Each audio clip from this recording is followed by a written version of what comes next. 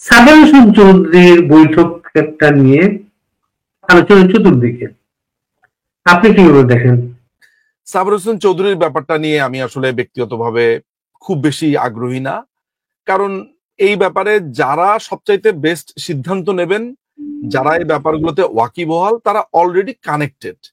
So আমি এইসব ক্ষেত্রে নিজেকে খুবই আদার ব্যাপারই মনে করি। আমি মনে করি যে এই ব্যাপারে তো আমার কনসার্ন হওয়ার কোনো প্রয়োজন নেই। এইটা আমি মনে করি বাড়ি ভাই, আসলে টু বি অনেস্ট। সাবের হোসেন চৌধুরীকে জামিন দেওয়া হচ্ছিল কেন জানেন? ধরেন আমার আমার যেই জানাটা আছে উনার জামিন দেওয়ার ব্যাপারে বা যেটার ব্যাপারে, আমি একজন আইনজীবী হিসেবে সেটাকে আইনি প্রক্রিয়ার মধ্যে বলবো। আমি কোনো ধরনের এই কথার উত্তর দিতে গেলে আমি জানি যে এখানে অনেক ধরনের ষড়যন্ত্র তত্ত্ব হাজির করতে হবে।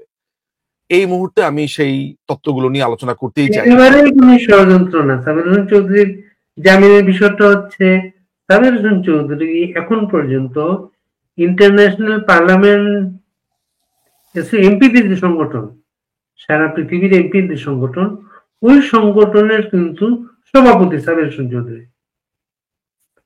তাকে এইভাবে আটক করার ব্যাপারে বাংলাদেশের আটক তো একটা হয়ে গেছে, সবাইকে আটক করা, হত্যা মামলা দেয়া। ইউরোপীয় ইউনিয়ন না, ইউরোপীয় ইউনিয়ন আমরা যখন এই কথাটা বলছি বাড়ি ভাই যে উনি পার্লামেন্টারি মেম্বারদের একটা সংগঠন বা সেখানকার একটা জায়গার একটা পদে আছে, তাহলে কিন্তু আমরা ইমপ্লাইডলি অনেকগুলো কথা বলছি।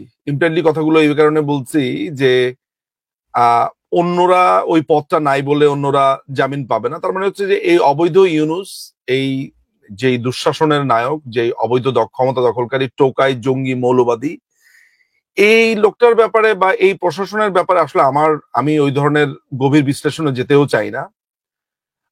সাবির হোসেন চৌধুরী ছাড়াও আমাদের অনেকেই জামিন পেয়েছেন, তিনি শুধু একা না, অনেকেই জামিন পেয়েছেন। দেখেন, ভেতরে ঘটে যাওয়া অনেক ধরনের ঘটনা আছে, অনেক ধরনের হিসাব আছে, অনেক কিছু আছে।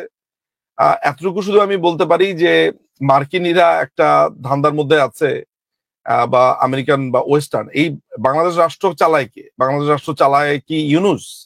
বাংলাদেশ রাষ্ট্র কি মানে আদতে আপনি ওদেরকে দেখছেন, কিন্তু রাষ্ট্রটা তো চালাচ্ছে হচ্ছে আমেরিকা। একটা আমেরিকান হাই কমিশন, শাহজাহানপুরের তাদের এই হাই কমিশন দিয়ে পুরো বাংলাদেশ চালাচ্ছে। এই এটা যে কত বড় একটা লজ্জার ব্যাপার আমাদের জন্য, আমরা ওই লজ্জাটা কোনোদিন ধরতেও পারছি না। আমরা এটাকে একটা একদল বলছে যে এটা একটা বিপ্লব করে ফেলেছে, কি হয়েছে না হয়েছে মোটামুটি সেগুলো জানি। সুতরাং বাংলাদেশ রাষ্ট্রটা তো আসলে চালাচ্ছে আমেরিকান হাই কমিশন। সুতরাং আমি আসলে খুব বেশি পুলকিত না। তারা যেটা চাচ্ছে, তাদের যেই চাওয়া, সেই চাওয়া আমরা শুনি, বুঝি, চুপচাপ থাকি। কারণ আমরা নিজেদের মতো করে প্রস্তুতি নিচ্ছি। আর এখন সময় হচ্ছে অনেকের কথা শোনা, অনেকের প্রেসক্রিপশন চুপচাপ ঠান্ডা মাথাতে শুনে যাওয়া, অনেকের বুদ্ধি শোনা। আহ এই সময় অনেক কিছুতেই আমরা নীরব আছি। ফলে জনাব সাবের হোসেন চৌধুরী উনাকে কেন ছেড়েছেন, সেগুলোর অনেক হিসাব নিসাব থাকলেও আমি প্রকাশ্যে সেসব নিয়ে কথাবার্তা বলতে চাই না। আমি শুধু একটা কথা বলতে চাই যে বাংলাদেশে মার্কিন সাম্রাজ্য বা এই ক্যাপিটালিস্টদের বা বুর্জোয়াদের একটা প্রাসাদ যারা গড়ে তুলতে চান, যারা বাংলাদেশের মাটি ব্যবহার করে চায়না এবং ভারতকে আক্রমণ করতে চান কিংবা মায়ানমারকে আক্রমণ করতে চান, যেই রাষ্ট্র যেই রাষ্ট্রের কর্তা ব্যক্তিরা বাংলাদেশে একটা অন্যায্য চুক্তি করে দেশকে কমপ্লিটলি আমেরিকার কাছে বিক্রি করে দেওয়া হয়েছে, কমপ্লিটলি একটা অন্যায্য আচরণ করে এই দেশের মানুষের ভবিষ্যৎ নিয়ে ছিনিমিনি খেলা হচ্ছে। আমি সেই রাষ্ট্র সম্পর্কে যে খুব বেশি আগ্রহী তা না। বাংলাদেশের মানুষ একটি গণবিপ্লব এবং গণপ্রতিরোধের মাধ্যমে এই মার্কিন সাম্রাজ্য বা এই মার্কিন যেই যে তাদের যেই এখানে নিউ কলোনি, সেই কলোনিকে ভাঙবে বলে আমি বিশ্বাস করি। সাবির হোসেন চৌধুরীকে সাথে বৈঠক নিশ্চয়ই নতুন একটা উইন্ডো আমাদের রাজনীতিতে খুলেছে। এমন সময় খুলেছে যখন প্রফেসর ইউনূসের চাকরিদাতাদের সাথে তার সম্পর্ক ভেঙে গেছে মনে হচ্ছে, এবং মাস্টার মাইন্ড নিজেই তার চাকরি নিয়ে হতাশা প্রকাশ করেছে, সে আছে কি নাই। এবং সর্বশেষ সার্জিস আলম বলার চেষ্টা করেছে যে মৃত্যু ছাড়া তাতে কোনো সেফ এক্সিট হবে না। এগুলোকে কানেক্ট করা যায় একটা সাথে আরেকটা? প্রথম ব্যাপার হইতেছে যে আমি যে ব্যাপারটা বলবো সেটা হচ্ছে সার্জিস আলম, হাসনাত, এরা রাজনীতির মাঠে এরা এরা অনেকটা পোকামাকড়ের মতো। ওরা নিজেদেরকে যতই চালাক মনে করুক, যতই মনে করুক ওরা অনেক কিছু জানে, ওরা কিছুই জানে না। আহ বরঞ্চ ওদেরকে নিয়ে কিভাবে খেলা হয়েছে, কিভাবে খেলা হচ্ছে, ওদেরকে মার্কিন প্রশাসন কিভাবে মনে করে, আমার ধারণা সার্জিসের থেকে আমিই ভালো জানি। আমার অন্ততপক্ষে কনফিডেন্ট আমি বলতে পারি যে মার্কিনীরা সার্জিসকে, হাসনাত কিংবা এনসিপির এদেরকে, নাসির পাটোয়ারিদেরকে নিয়ে কি খেলাটা খেলছে, তাসলিম যারা, সেটা আমাদের সম্যক ধারণা আছে। পরিষ্কার আমার ধারণা আছে কাদের সাথে কন্ট্যাক্ট করছে, কিভাবে করছে না করছে, সমস্ত ধারণা আমি অন্ততপক্ষে মনে করি যে আমার সেই ধারণাটা আছে। দেখেন, বাংলাদেশ আওয়ামী লীগ ৭৭ বছরের পুরনো একটা দল। বাংলাদেশ আওয়ামী লীগকে নানান রকমের ট্র্যাপে ফালানোর চেষ্টা করা হবে, কিন্তু আমি এটা বিশ্বাস করি যে বাংলাদেশ আওয়ামী লীগ এমন কোন ট্র্যাপে পাড়া দেবে না যেই ট্র্যাপটা এই মৌলবাদীদেরকে এক ধরনের বৈধতা দেবে। ফলে আমি আমি নিশ্চিত যে এই পুরো ব্যাপারটা সম্পর্কে বাংলাদেশ আওয়ামী লীগের যেই যারা সিদ্ধান্ত মেকিং এর জায়গাতে আছেন, সবচেয়ে বড় ব্যাপার সভানেত্রী জীবিত, মাননীয় প্রধানমন্ত্রী এবং বাংলাদেশ আওয়ামী লীগের সভানেত্রী তিনি জীবিত আছেন, তিনি ওয়াকিবহাল আছেন এন্ড এভরিথিং। ফলে আমি শুরুতেই আপনার আলোচনা শুরুতেই বলেছি যে এই বিষয়টা নিয়ে আমি খুব বেশি আলোচনা করতেও চাই না, বরঞ্চ আমি এইটাকে ঠান্ডা মাথাতে পর্যবেক্ষণ করতে চাই। কিছু জানার থাকলে ইন্টারনাল পদ্ধতি আমাদের আছে জানার কি হচ্ছে না হচ্ছে। তবে আহ যেসব পরিকল্পনা বা যেসব পরিকল্পনারা এই মার্কিন সাম্রাজ্যবাদীরা করার চেষ্টা করছে, তাদের পরিকল্পনার কথা এর আগে আমি ফেসবুকে লিখেছি। তাদের পুরো পুরো স্ট্রেট ফরওয়ার্ড তাদের যে ইচ্ছাটা, সেটা হচ্ছে যে তারা বাংলাদেশে একটি নতুন রাজনৈতিক বলয় তৈরি করবে, এবং সেটা মার্কিন সুবিধা মতো। সেই সুবিধা অনুযায়ী তারা প্রধানত জামাতে ইসলামী, এনসিপি, এদের দুজনের সমন্বয়ে তারা বাংলাদেশে একটি রাজনৈতিক আবহ তৈরি করতে চায়। তারা তারেক রহমানের ব্যাপারে তাদের একটা সিদ্ধান্ত ইনিশিয়ালি হয়েছে যে তারেক রহমানকে তারা বাংলাদেশে রাজনীতিতে দেখতে চায় না, এবং সেই তারেক রহমান ছাড়া বিএনপি কে তারা দেখতে চায়, এই ধরনের একটা কথাবার্তা স্পষ্ট আমাদের কাছে সেই তথ্য আছে। আমাদের কাছে একেবারে স্ট্রং তথ্য আছে। আমি জানি না যে গত 2 মাসে সেই অবস্থানের পরিবর্তন হয়েছে কিনা। এখানে নানান ধরনের হিসাব নিকাশের ব্যাপার আছে। এক ধরনের তারেক রহমান আমার প্রতিপক্ষ হতে পারে, আর বিএনপি আমার প্রতিপক্ষ হতে পারে, কিন্তু তারেক রহমানকে আমি বাংলাদেশ আওয়ামী লীগের একজন কর্মী বা সমর্থক হিসেবে যদি বলি যে তারেক রহমানকে আমি দেখতে চাই না, তারেক রহমান রাজনীতি করতে পারবে না, আমি প্রতিপক্ষ হিসেবে বলা এক কথা, কিন্তু যখন বাইরের কোনো একটা রাষ্ট্র এসে এগুলা বলবে তখন আমার দীর্ঘ আপত্তি আছে। এই কারণে আপত্তি আছে যে বাইরের কোনো রাষ্ট্র আমাদের দেশের কোনো রাজনীতিবিদ বা আমাদের দেশের কোনো রাজনৈতিক দলের ব্যাপারে সিদ্ধান্ত নেবে, এইটা যদি আমি আজকে মেনে নেই, তাহলে পরশুদিন আমাকে এসে যখন তারা মাইনাস করার চেষ্টা করবে তখন সেটাও অন্য দল মেনে নেবে। ফলে আমার ব্যক্তিগত কথা হচ্ছে যে বাংলাদেশের রাজনৈতিক সিদ্ধান্ত বাংলাদেশের রাজনীতিবিদরা নেবেন, বাংলাদেশের রাজনৈতিক দলগুলো নেবেন, বাংলাদেশের মানুষ সিদ্ধান্ত নেবেন। কোনো পশ্চিমা দেশ এসে বাংলাদেশের ব্যাপারে সিদ্ধান্ত নেবে, অন্য দেশের ব্যাপারে আক্রমণ করার জন্য বাংলাদেশকে তারা কাতার বানাবে, দোহা বানাবে, বাংলাদেশকে তারা দুবাই বা সৌদি আরবের মতো মার্কিন মিলিটারি বা ভেনেজুয়েলাতে যেরকম করতে চেয়েছে সেরকম করতে চাবে, চিলিতে যারা যা করেছে তা করতে চাবে, কিউবাতে যা করতে চেয়েছে তা করতে চাবে, সেটা হতে পারে না। 30 লক্ষ প্রাণের বিনিময় এবং অসংখ্য 2 লক্ষ বা তারও বেশি নারীর সম্ভ্রম, হত্যা, মৃত্যুপুরী বা এক ভয়ঙ্কর ঘটনার মধ্যে দিয়ে বাংলাদেশ মুক্তিযুদ্ধ স্বাধীন হয়েছে। এই দেশকে মার্কিন সাম্রাজ্যবাদীরা যেই অবস্থার মধ্য দিয়ে এই মুহূর্তে নিয়ে যেতে চায় বাড়ি ভাই, আনফরচুনেটলি আমি যে আপনাকে খুব বেশি ডিটেল বলবো তেমনও নয়। আসলে অনেক কিছু মুখ বুঝে সহ্য করতে হয়। একটা কথাই আমি আপনাকে স্পষ্ট বলতে চাই যে বাংলাদেশে এই মার্কিন বুর্জোয়াদের, মার্কিন ক্যাপিটালিস্টদের এবং এই যুদ্ধবাজদের স্থান আহ, করে দেওয়াটা বাঙালি, আমি মনে করি যে এটা যদি তারা এই রাস্তাটা করে দেয় এই ভুল পথে পা দিয়ে, তাহলে আমি মনে করি যে সামনের দিনে তারা ভয়ানক রকমের পস্তাবে।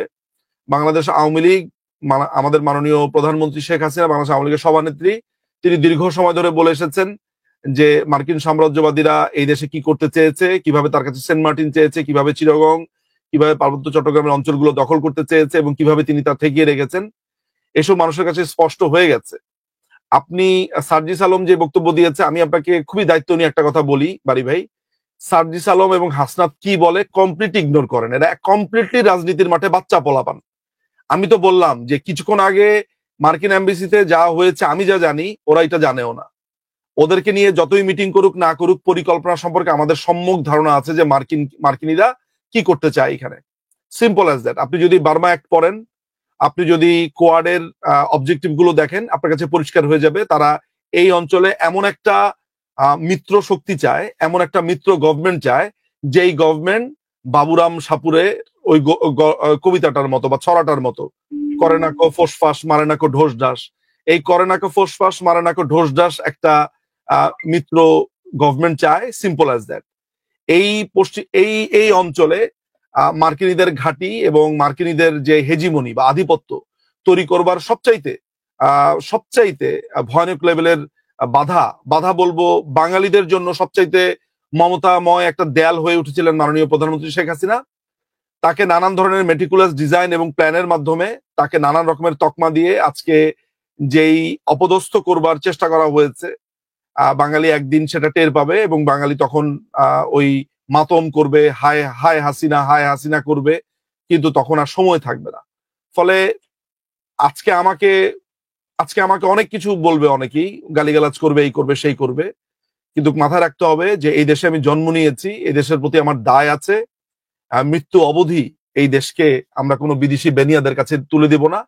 আজকে যেটাকে মনে হচ্ছে যে আওয়ামী লীগ গেছে খুবই আনন্দিত, ও জানেও না যে তাকে কিভাবে এই দেশটা তার হাত থেকে ছুটে যাচ্ছে। সে শুধু দেখেছে ইন্টারনাল রাজনীতি, সে শুধু দেখেছে আওয়ামী লীগের প্রতি তার ঘৃণার যেই সে ব্যক্তিগতভাবে আওয়ামী লীগকে পছন্দ করে না, সেইটাকেই সে কেন্দ্র করে যে চিন্তাটা করেছে, সেই চিন্তা তার প্রসারিত হতে পারেনি। এটাও মেটিকুলাস ডিজাইনের অংশ বলে আমি মনে করি। ফলে আমাদের এই অঞ্চলে এই জায়গাতে আজকে আপনি সাবর হোসেন চৌধুরীর সাথে যেই মিটিংটা দেখছেন, আজকে আপনি আপনাকে সাবর হোসেন চৌধুরীর মিটিংটার কেন প্রয়োজন হলো, কি কারণে প্রয়োজন হলো, কেন গেল, সো এগুলো নিয়ে আমি ফেসবুকে লিখেছি যে এগুলো নিয়ে আমি বিশ্লেষণ করতে চাই না। This is not time. আমরা জানি, উই আর মানে পরিষ্কার ভাবে জানি হোয়াটস গোয়িং অন। ফলে এটা নিয়ে এত চিন্তার কোনো কারণ আমি দেখি না। সোজা বাংলাতে একটাই কথা হচ্ছে যে বাংলাদেশ আওয়ামী লীগ তার নিজের ক্ষমতা এটা বুঝতে হবে, এবং আমরা আমাদের যে কর্মী, আমাদের নেতৃবৃন্দ আছে, আমাদের যে তৃণমূল আছে, তাদের সমন্বয়ী আমরা 77 বছর 78 বছরের পূর্ণ দল, আমরা জানি এই বাংলাদেশকে কিভাবে মুক্ত করতে হবে, আমাদের সেই পরিকল্পনা আছে। একটা কথা বললেন যে দেশটাকে বিদেশি বেনিয়াদের হাতে তুলে দেয়া যাবে না, তুলে দেয়া কি কোনো বাকি আছে মনে করেন আপনি? দেখেন, অনেকগুলো পরিকল্পনা হয়েছে, অনেকগুলো প্রতিজ্ঞা হয়েছে, অনেকগুলো প্রচেষ্টা হয়েছে, কিন্তু এখনো পর্যন্ত ভাবে ওই সেট গুলো এখনো পর্যন্ত ফুলফিল হয়নি। সেই ফুলফিল করার জন্য একটু সময়ের প্রয়োজন। আমি মনে করি সেই সময়টা তারা পাবে বলে আমি অন্ততপক্ষে মনে করি না। সেই জায়গা থেকে আমি বলেছি যে তুলে দেওয়া যাবে না। ইনফ্যাক্ট সেই স্থাপনাগুলো যদি করেও ফেলা হয়, আমি মনে করি যে মুক্তিযুদ্ধ, মুক্তবুদ্ধি, প্রগতিশীল রাজনীতি, বাংলাদেশ আওয়ামী লীগ তার নেতৃত্বে রয়েছে, তারা সেটাকে ধূলিসাৎ করবে। কারণ কোনো অন্যায় যদি ঘাঁটি গেড়েও বসে, সেটিকেও নস্যাৎ করতে বাংলাদেশ আওয়ামী লীগ একরত্তিও পিছু পা হবে না। আমি অনেক কথা মেটাফোর আকারে বলেছি, আমি অনেক কথা আকার ইঙ্গিতে বলেছি। যারা বিজ্ঞ পাঠক বা দর্শক আছে, তারা নিশ্চয়ই বুঝতে পারছে যে আমার এই বক্তব্যগুলো অনেকটা আমি আড়ষ্টভাবে বলছি, আমি পুরোটা বলছি না। নিশ্চয়ই যারা বোঝার তারা বুঝবে, বুঝে নেওয়াই উচিত, কারণ এই প্রসঙ্গে আমি খুব বেশি বিস্তারিত কথা বলতেও চাই না। শেখ হাসিনার আমলে এই দেশে পদ্মা সেতু 100 বড় সেতু হয়েছে, পারমাণবিক বিদ্যুৎ কেন্দ্র, মেট্রো রেল সহ নানা দৃশ্যমান অবকাঠামো হয়েছে বাংলাদেশে। আর এখন বাংলাদেশ 27,000 কোটি টাকায় 20টা যুদ্ধ বিমান কিনছে মার্কিন যুক্তরাষ্ট্র থেকে। বেনিয়াদের ফর্মুলা ছাড়া কি এটা সম্ভব? না, সম্ভব না। এখানে তো অনেক ধরনের মেরুকরণ আছে, অনেক রকমের হিসাব নিকাশ আছে। আপনি জানবেন যে তার্কি এখানে সামরিক অস্ত্র বিক্রি করতে চাইছে এই দেশে। তারপরে হচ্ছে পাকিস্তানিরা একটা শর্ট গানের তাদের একটা ডিল ছিল আজকে থেকে বছর 1.5 বা 2 আগে, যেটা রিজেক্ট হয়েছিল। 5ই আগস্টের পর সেই শর্ট গানের পুলিশের সেই শর্ট গানের টেন্ডার নিয়ে তারা হাজির হয়েছে। সম্ভবত তারা সেটা করেও ফেলেছে, আমরা তো অনেক কিছুই জানতে পারি না। পাকিস্তান থেকে বেশ কিছু অস্ত্রের আপনার অনেক টেন্ডার দেওয়া হয়েছিল, সে সময় রিজেক্টেড হয়েছিল।